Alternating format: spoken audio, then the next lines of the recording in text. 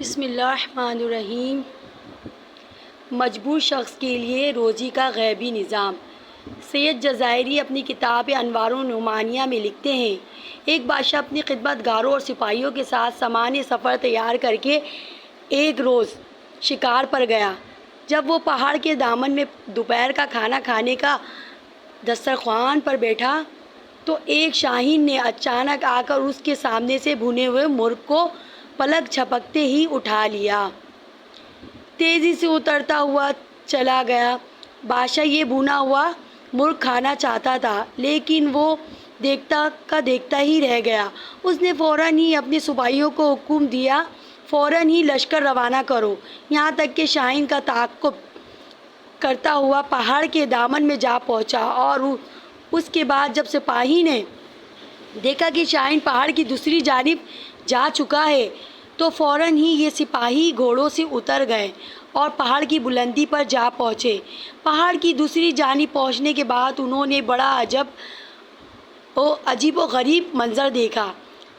ان کے سامنے ایک شخص تھا جس کے ہاتھ اور پاؤں بندھے ہوئے تھے اور وہ زمین پر پڑا ہوا تھا۔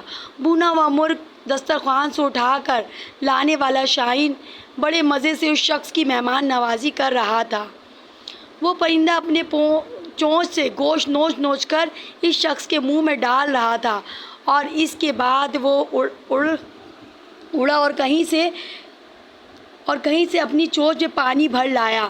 پھر اس نے یہ پانی بھی اس شخص کو پلا دیا۔ سپاہی اس شخص کے قریب پہنچے اور اس کے ہاتھ پاؤں کھول کر پوچھا کہ کیا ماجرا ہے؟